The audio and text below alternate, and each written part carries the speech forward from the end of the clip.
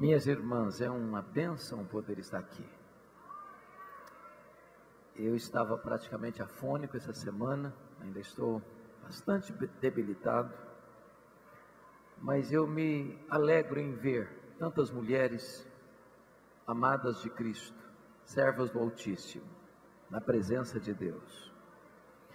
Eu quero ler com você o texto de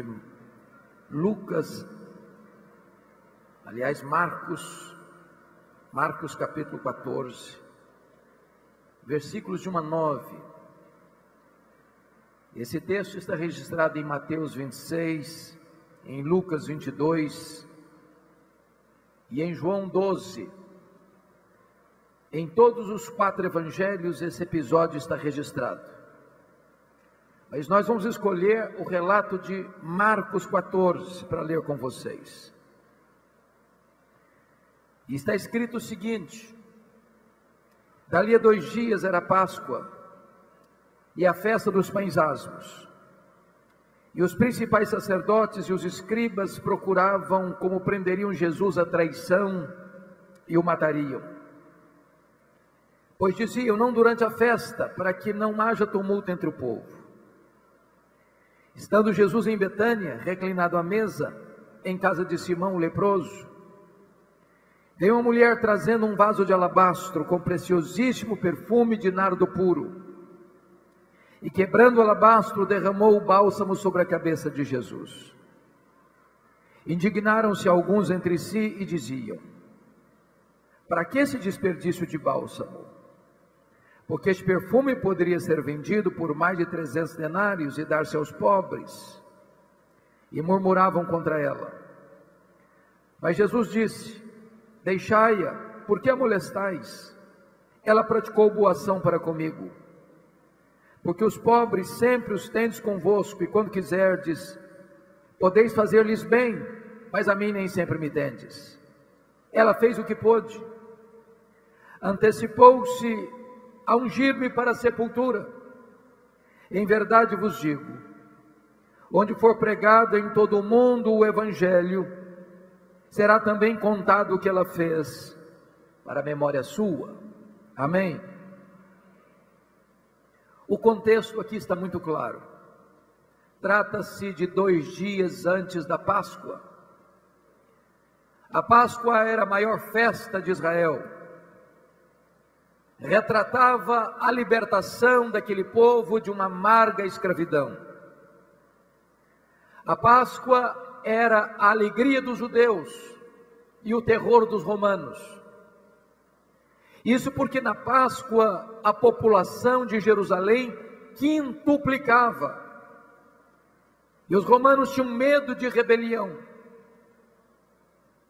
Diz a Bíblia que 2 dias antes da Páscoa, as autoridades de Israel, os principais sacerdotes e os escribas, tramavam, urdiam um plano para prenderem Jesus à traição e matá-lo depois da festa.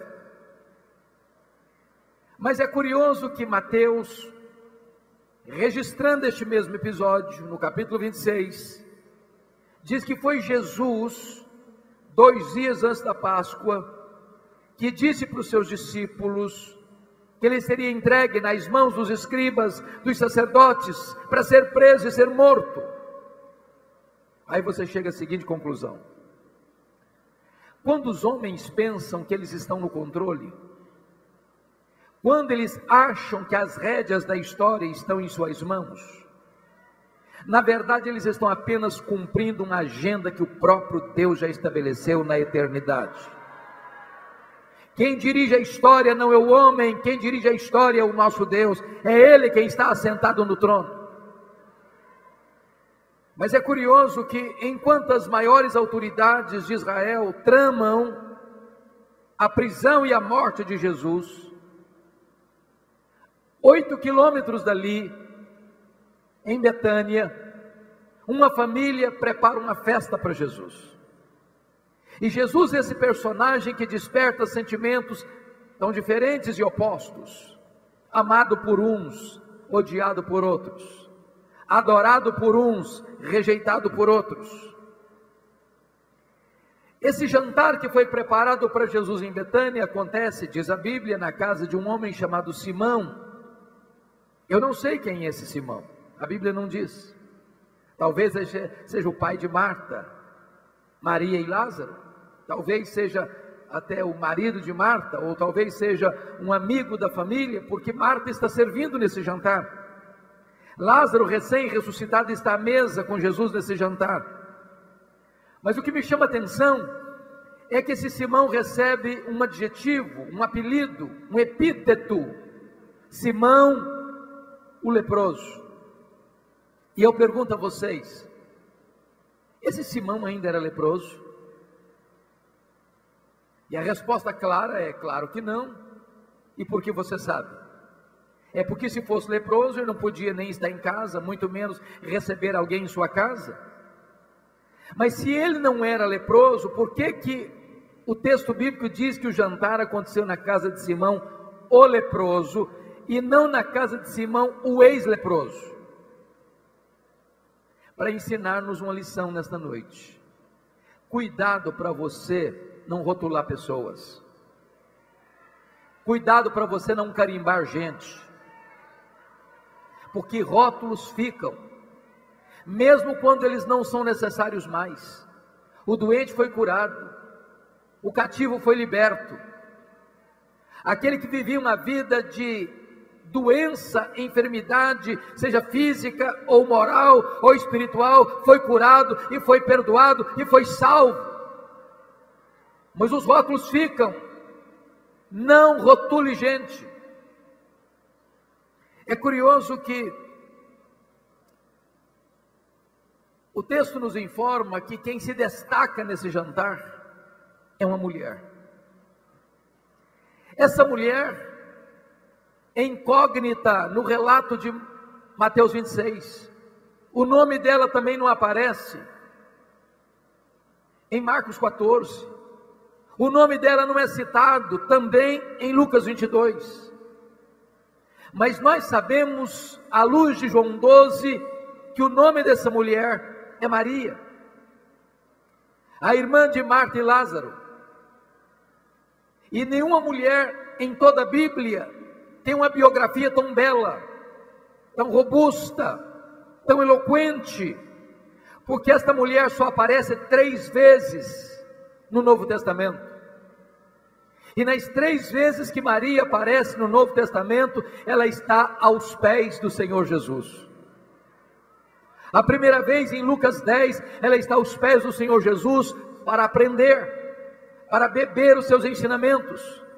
Enquanto Marta, ansiosa e preocupada, estava lidando com os afazeres da casa, Maria estava aos pés de Jesus para aprender dele. E se incomoda Marta, que chega para Jesus e diz: mestre, não vais falar com a minha irmã para se levantar e vir me ajudar? Não estás vendo que eu estou servindo sozinha? E diz a Bíblia que Jesus diz para Marta: Marta, Marta, andas preocupada e ansiosa com muitas coisas, uma coisa só é necessária, e Maria escolheu esta boa parte, e esta não lhe será tirada. O lugar mais alto, mulher, que você pode estar na vida é aos pés do Salvador.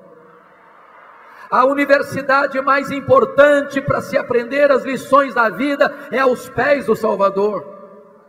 Não há lugar mais seguro para você estar e aprender do que aos pés do Salvador. E Maria estava aos pés do Salvador. A segunda vez que Maria aparece na Bíblia é lá em João 11. E ela está aos pés do Salvador agora para chorar. E vocês bem conhecem a dramática situação de ela e Marta mandarem um recado para Jesus: está enferma, que ele é quem amas. E diz a Bíblia que de Betânia, onde Jesus estava, era um dia de viagem. E diz a Escritura que este homem sai da casa de Marta e Maria, vai aonde Jesus estava e dá o seguinte recado: está enfermo, aquele a quem amas. Nem precisa dizer: vem depressa, temos urgência, porque quem ama tem pressa em socorrer a pessoa amada. Aí Jesus disse para os seus discípulos assim: Lázaro morreu, Agora pense comigo, que enquanto o mensageiro sai de casa, Lázaro morre. Se ele gastou um dia para ir, ele gastou outro dia para voltar. Quando ele chega atabalhoadamente para dar o recado para Marta, Jesus mandou dizer, Marta, que esta enfermidade não é para a morte, é para a glória de Deus. Mas Lázaro já estava morto e sepultado há 2 dias. Jesus fica mais 2 dias onde estava. Se o homem gastou um dia para ir, mais 2 dias, Jesus fica 3 dias. No 4º dia Jesus vai. Quando Jesus chega, Lázaro está morto e sepultado há 4 dias. Por que Jesus esperou até o 4º dia? Será que indiferença? Será que falta de amor? Não. É que havia uma crença entre os rabinos que um morto poderia ser ressuscitado até o 3º dia. Mas a partir do 4º dia era impossível que qualquer ser humano, por mais piedoso, pudesse ser o agente ou o instrumento desse milagre. Só o próprio Deus em pessoa podia realizar esse milagre. Pois Jesus espera até o 4º dia, para que a nação de Israel se rendesse à verdade absoluta de que ele não era apenas um grande homem, ele era o próprio Deus entre os homens. Quando Jesus chega na aldeia de Betânia, lá vai Maria ao encontro dele, e diz a Bíblia que Maria queda-se aos pés de Jesus e começa a chorar, e diz para Jesus, se tu estiveras aqui, meu irmão não teria morrido. Jesus se agita em espírito, e pergunta, onde o colocaste? E Jesus chorou, e Jesus manda tirar a pedra, e Jesus manda Lázaro sair do túmulo, porque o melhor lugar para você está na hora que a dor vem à sua vida, na hora que a enfermidade bate à sua porta, na hora que você chora a dor do luto, é aos pés do Salvador. Ele que é a ressurreição e a vida, Ele que é o supremo consolador, Ele que enxuga as nossas lágrimas, Ele que terapeutiza a nossa alma, Ele que traz alívio para os fardos do nosso coração, é aos pés do Salvador que nós precisamos estar. Mas agora, em terceiro lugar, terceira vez que Maria aparece na Bíblia, é nesse texto, e mais uma vez ela está aos pés do Salvador. Agora para quê? Para agradecer. Agradecer o quê? O maior milagre público do Senhor Jesus Cristo, a ressurreição do seu irmão Lázaro. E diz a Bíblia então, que eles estavam à mesa, quando vem Maria, com um vaso de alabastro. Alabastro é uma pedra ornamental, muito bonita. E diz a Mateus 26, que nesse vaso havia um perfume preciosíssimo, de nardo puro, e esse vaso estava cheio. E diz João 12 que havia nesse vaso 1 libra de perfume. O que é 1 libra? 1 litro tem 2,2 libras. 1 libra é praticamente meio litro, meio quilo de perfume. Diz a Bíblia que esse perfume é preciosíssimo, de uma essência que não era híbrida nem misturada, nardo puro, que é avaliado em mais de 300 denários, mais de 1 ano de economias. E quando a Maria vem, diz a Bíblia, que ela vem atrás de Jesus, e ela não abre este vaso, ela quebra este vaso, e derrama todo este perfume sobre a cabeça de Jesus, que escorre pelo corpo de Jesus. Toda a casa é tomada por esse perfume, e esse perfume escorre até os pés de Jesus, e ela enxuga os pés de Jesus com os seus cabelos. Isso provoca uma reação dos discípulos, é um desperdício. Poderia se vender esse perfume e fazer-se mais de 300 denários e dar esse dinheiro aos pobres, e murmuraram contra ela. Mas Jesus Cristo disse, deixai-a, por que a molestais? Ela praticou boa ação para comigo. Os pobres sempre os tendes convosco, a mim nem sempre me tendes. Ela fez o que pôde, ela antecipou-se a ungir-me para a sepultura. E em verdade vos digo que onde em todo o mundo for pregado o evangelho, será contado o que ela fez, para a memória sua. Então, aprendemos com Maria aqui, uma mulher aos pés do Salvador, algumas lições. E eu quero repartir com vocês essas lições. Primeira lição que eu aprendo com Maria. Olha comigo o versículo 8. Ela fez o que pôde. Você pode repetir essa frase comigo? Ela fez o que pôde. Toda vez que eu leio isso, pastor Andréia, eu pergunto a mim mesmo: meu Deus, eu estou fazendo para Jesus o que eu posso? Você está fazendo para Jesus tudo o que você pode? Porque às vezes nós fazemos, mas fazemos relaxadamente. Às vezes nós fazemos, mas não fazemos tudo o que podemos. Às vezes nós fazemos, mas não fazemos de todo o coração. Às vezes nós fazemos, mas a nossa motivação não é boa. Maria fez tudo o que pôde. Isso me leva a pensar o que aconteceu na Alemanha, no dia 23 de setembro de 1723, às 11 horas da manhã, quando surge na Alemanha um movimento de oração e de reavivamento, que durou 100 anos ininterruptamente, movimentos morávios. E naquela época, os morávios pobres começaram a orar e investir na obra missionária. Cada 25 moravianos sustentavam um missionário fora da Alemanha. Quando eles não tinham dinheiro para investir, eles se vendiam como escravos, para comprar uma passagem só de ida para os povos mais longínquos, para gastar o resto dos seus dias entre esses povos, levando a eles a esperança do Evangelho. Quando eu leio um testemunho desse, eu pergunto a mim mesmo: meu Deus, eu estou fazendo o que eu posso? Você está fazendo o que você pode para Jesus? Pois Maria fez o que pôde. Segundo lugar, segundo princípio, Maria fez o seu melhor. Olha comigo o versículo 3.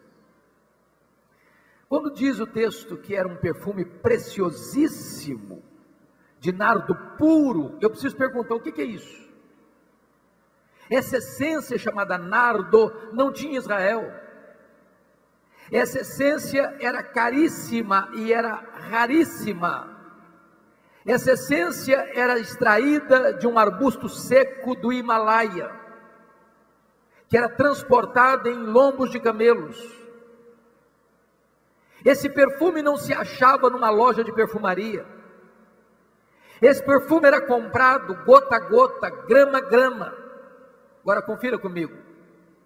Se tinha dentro desse vaso praticamente meio litro, e se esse perfume foi avaliado em mais de 300 denários, significa que cada grama desse perfume valia 1 denário, e 1 denário era um dia de serviço. Imagine você trabalhou um dia inteiro para no final do dia comprar uma gota de perfume. 1 grama de perfume.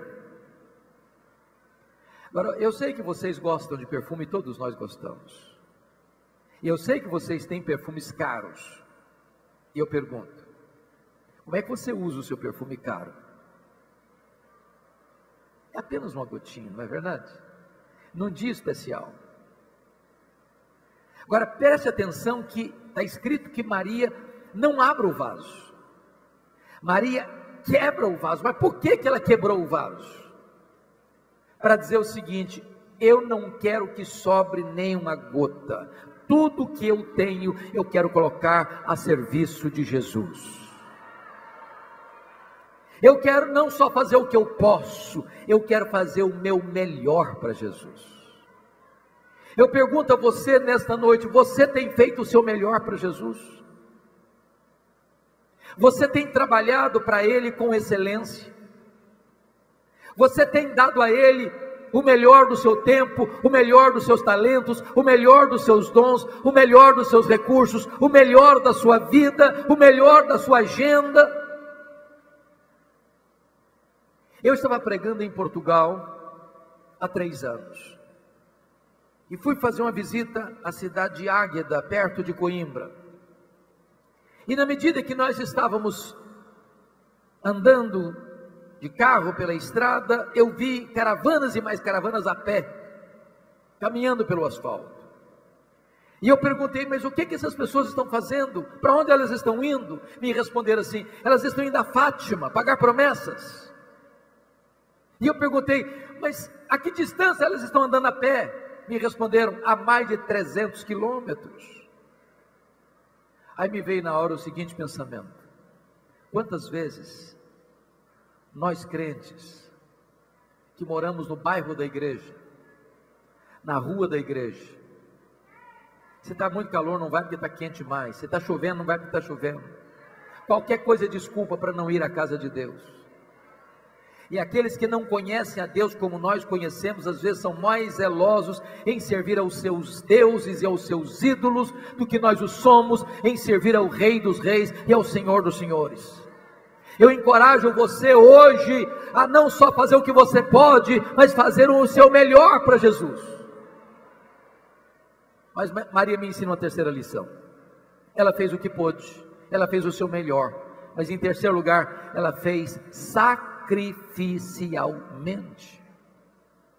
Talvez você pergunte assim, mas como é que uma moça pobre, de uma família pobre, de uma aldeia pobre, investe 1 ano de trabalho num frasco de perfume? Em nenhum lugar você já viu isso. Por mais limitada financeiramente que seja uma pessoa, ninguém investe 1 ano de trabalho num vidro de perfume. Para você entender isso aqui, você tem que entender a cultura judaica. É que quando a menina virava moça, começava uma caminhada rumo ao seu casamento, e ela começava a comprar esse perfume, gota a gota, grama a grama, e ia condicionando esse perfume nesse vaso de pedra, de alabastro. Não se comprava todo ele de uma vez só, não se tinha para vender, mas ela comprava esse perfume para o dia mais especial da sua vida, o dia mais sonhado da sua vida, o dia mais esperado da sua vida, o dia do seu casamento. O que Maria está fazendo é que aquilo que tinha mais valor para ela, mais significado para ela, com mais expectativa para o dia mais feliz da sua vida, é exatamente esse perfume que ela derrama todo sobre a cabeça de Jesus, porque ela quer fazer não só o que pode, não só o seu melhor, mas fazer também de forma sacrificial. A pergunta que eu faço para vocês hoje é esta: o que é que você está fazendo para Jesus que possa receber o selo de sacrificial? Porque às vezes nós damos as sobras para Ele, aquilo que não nos faz falta, aquilo que não tem mais valor para nós, pois Maria fez sacrificialmente. Quarto lugar, Maria fez apesar das críticas. Confira comigo os versos 4 a 6.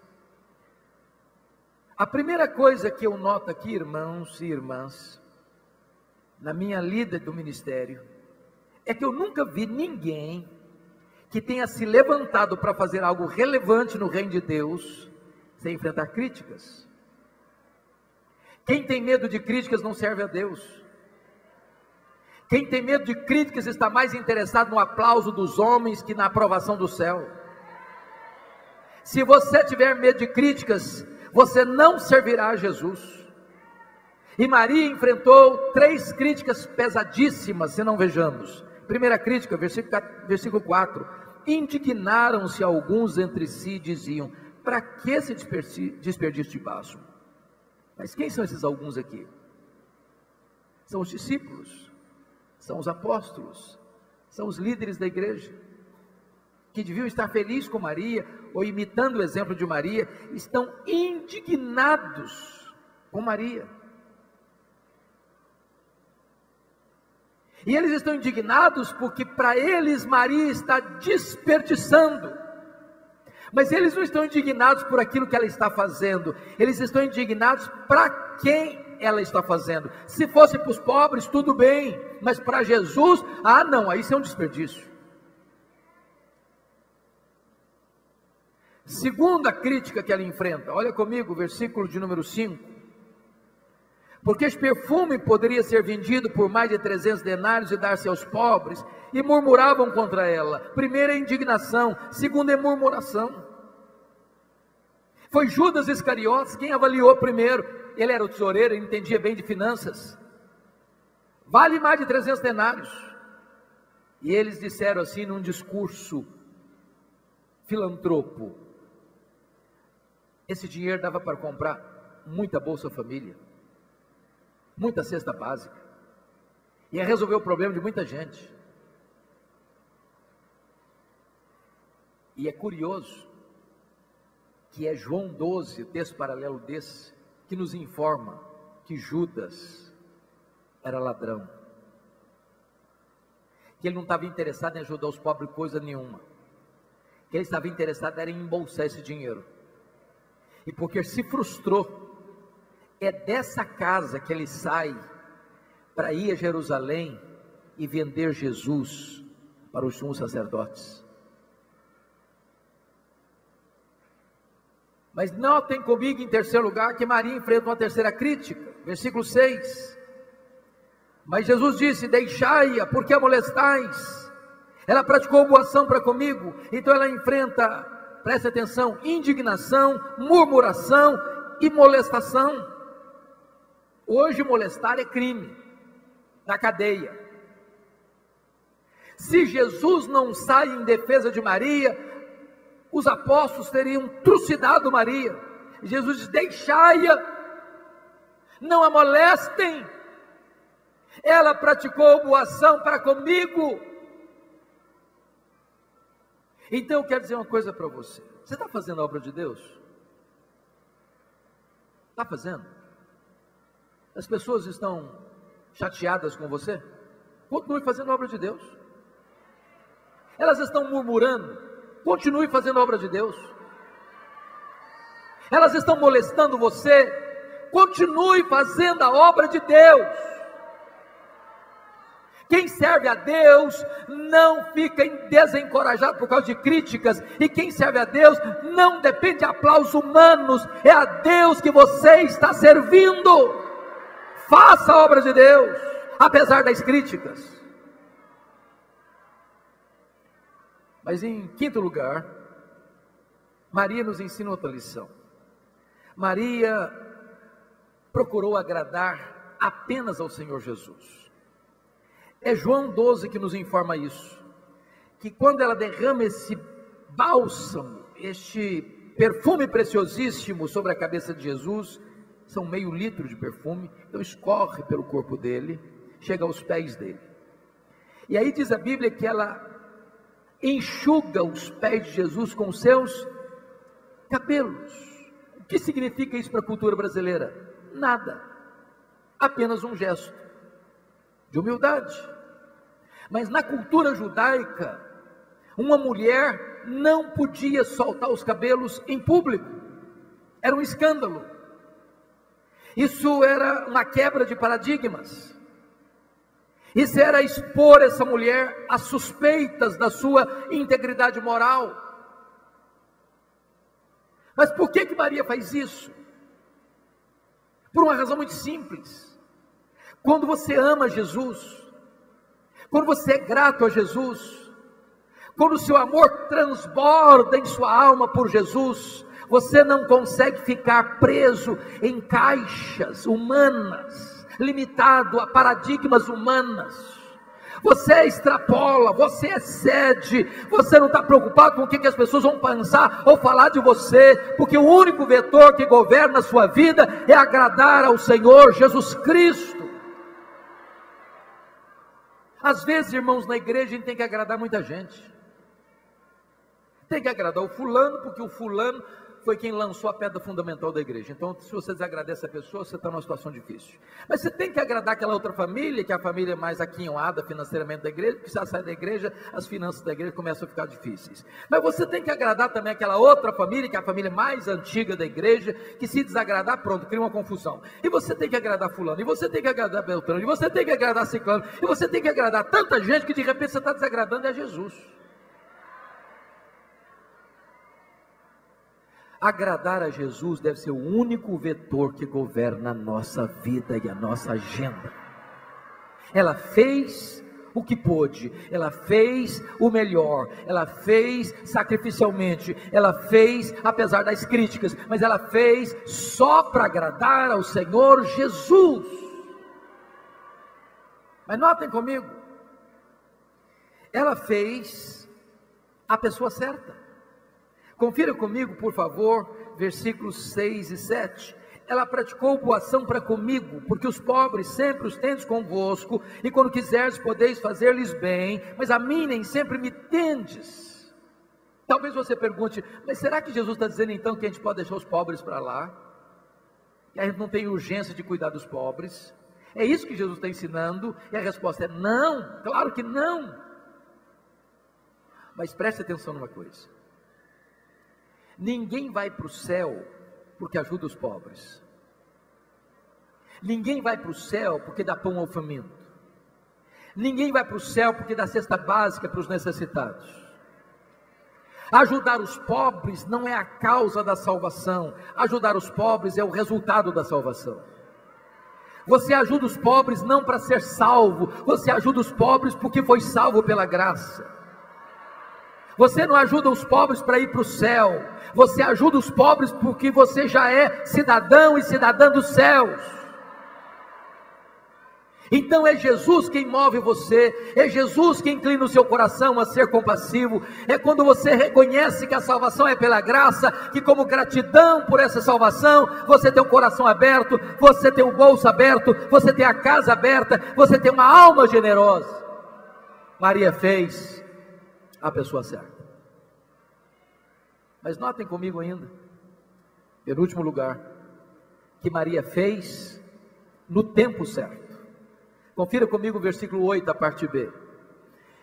Ela antecipou-se a ungir-me para a sepultura. Eu peço a sua atenção para discorrer sobre as mulheres, conforme Lucas 8, porque quando eu estava escrevendo o comentário de Lucas, isso me empolgou demais. Está escrito na Bíblia que Maria Madalena, Susana, Joana e muitas outras mulheres percorreram com Jesus no seu ministério itinerante da Galileia, que tinha 204 cidades, bancando financeiramente o ministério de Jesus.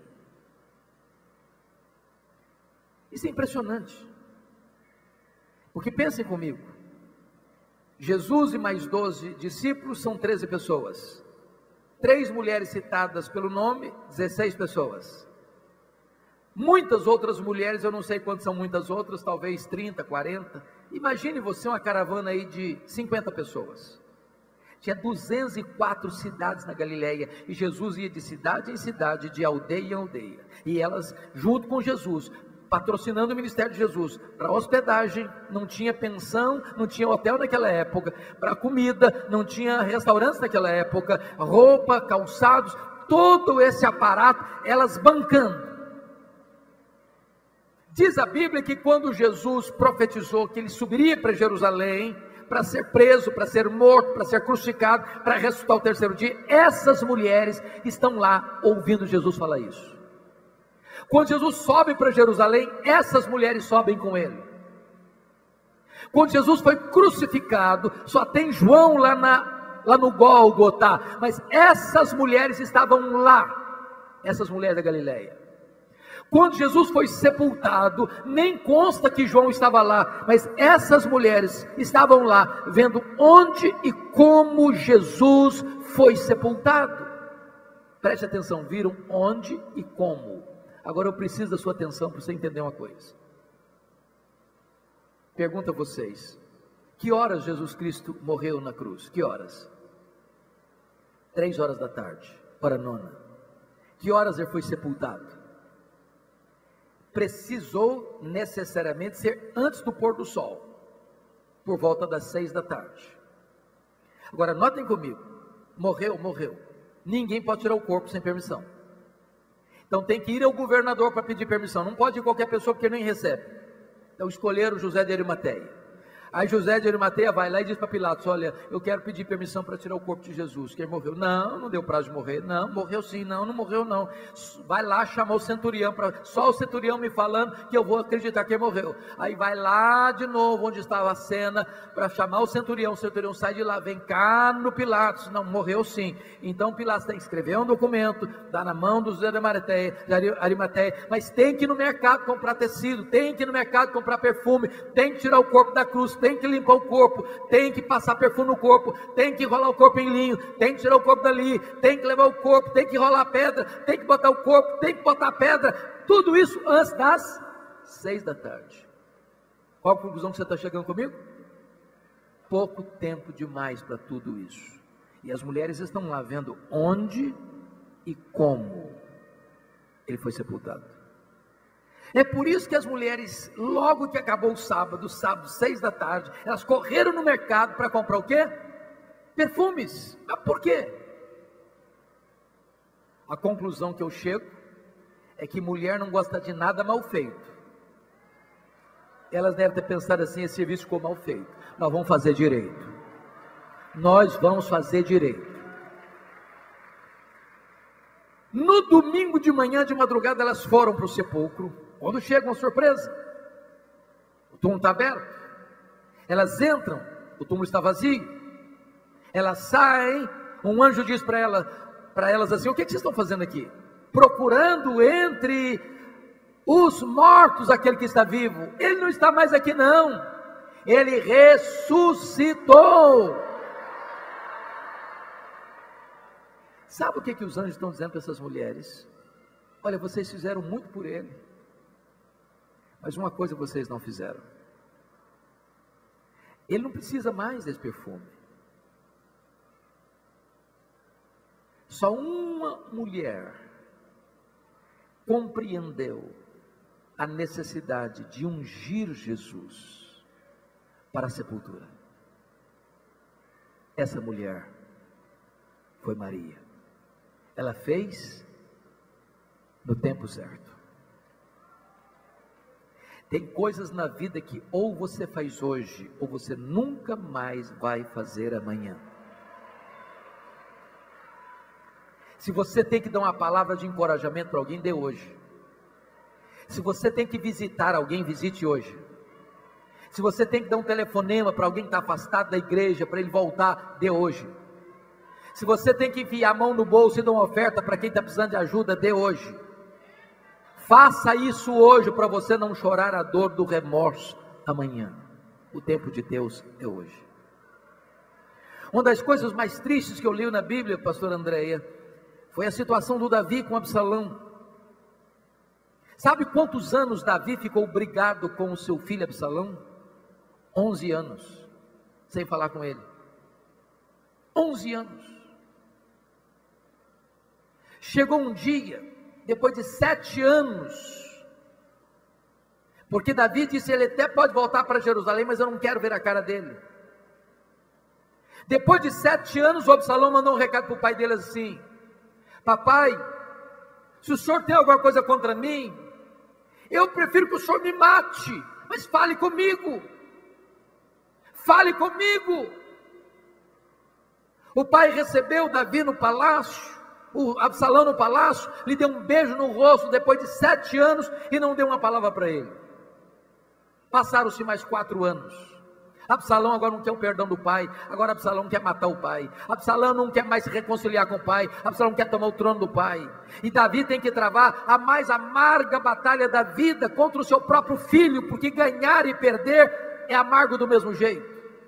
Se ele ganha, ele mata o filho, se ele perde, o filho o mata.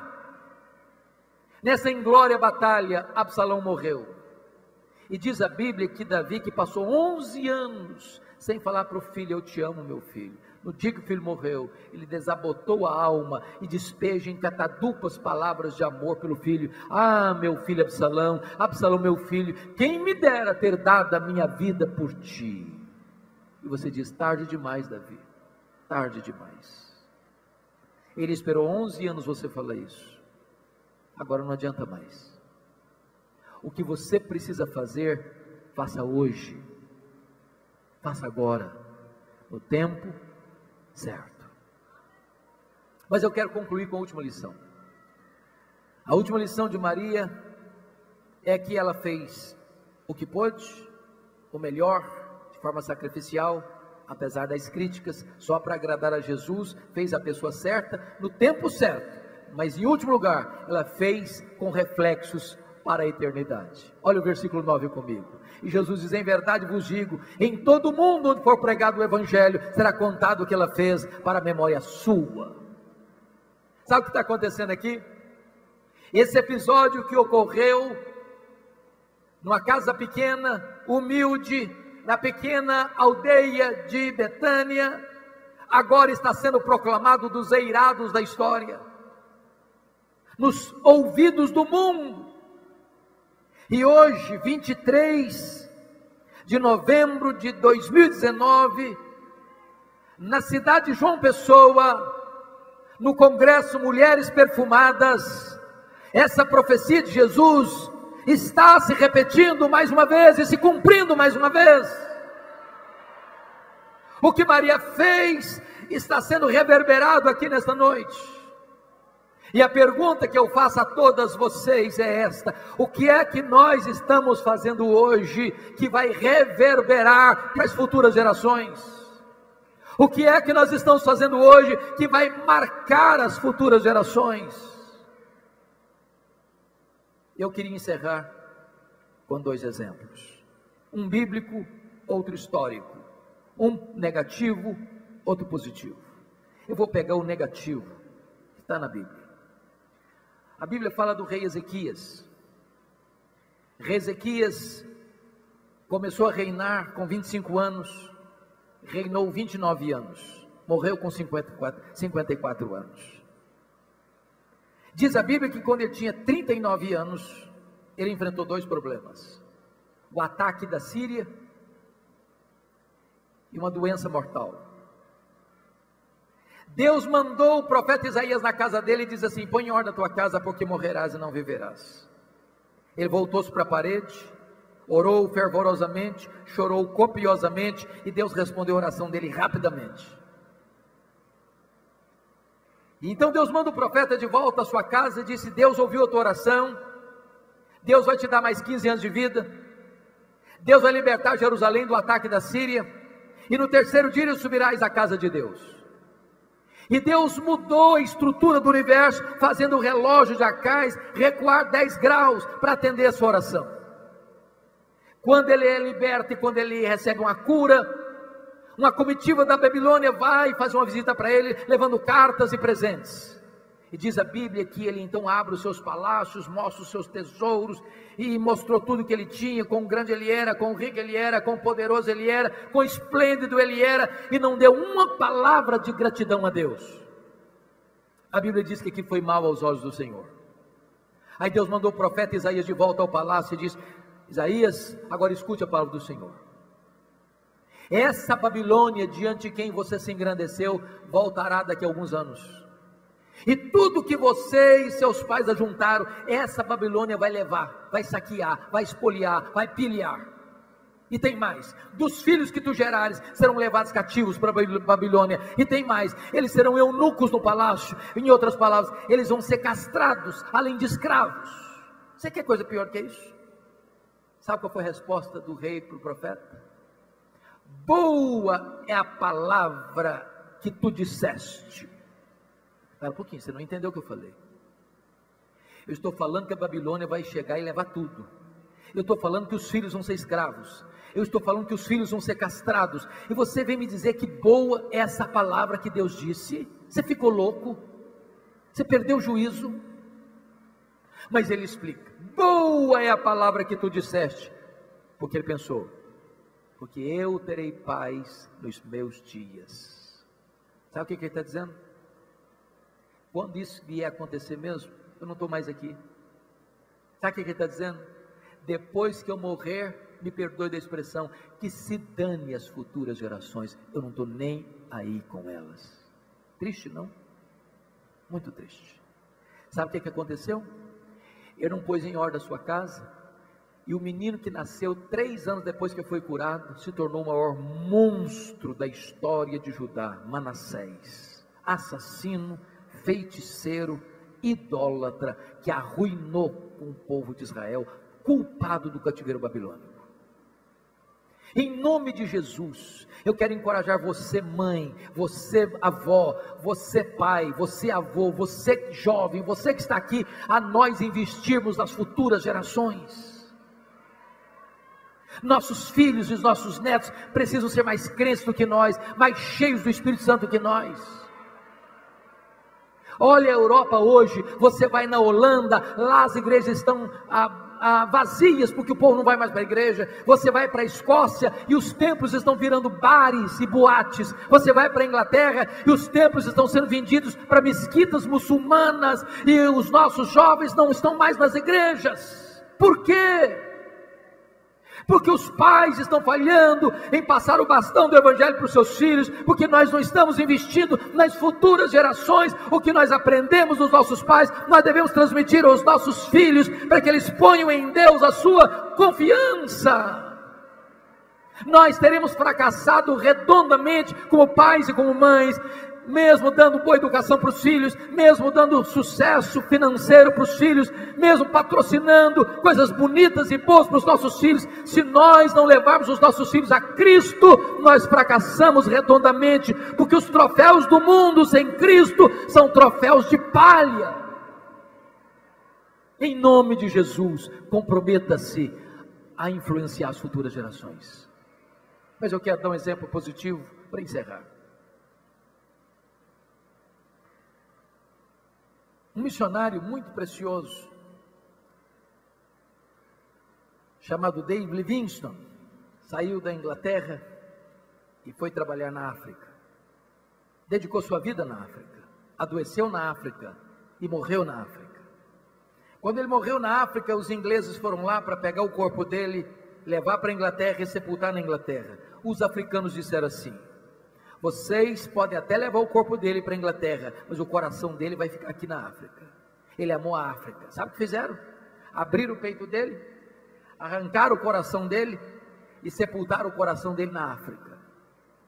Quando você vai a Malawi, lá tem uma catedral de chão batido, onde está sepultado o coração dele.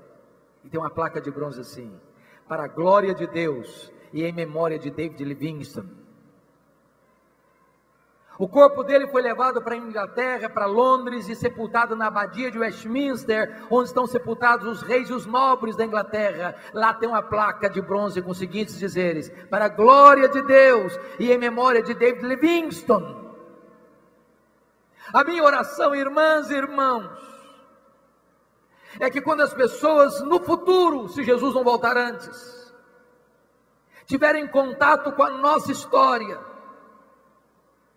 elas possam entender que nós vivemos os dias da nossa vida para a glória de Deus, que a nossa memória e que a nossa história continue marcando pessoas pelos séculos afora para a glória de Deus. Eu encorajo vocês mulheres, vocês homens, nós povo de Deus aqui, a imitarmos essa mulher que viveu aos pés de Jesus, aos pés de Jesus para aprender, aos pés de Jesus para chorar, aos pés de Jesus para agradecer. Eu quero orar com você. Fique em pé onde você está. Eu quero orar em seu favor nesse momento.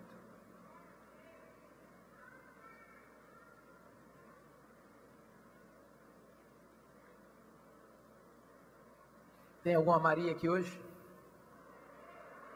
Tem Marias aqui hoje?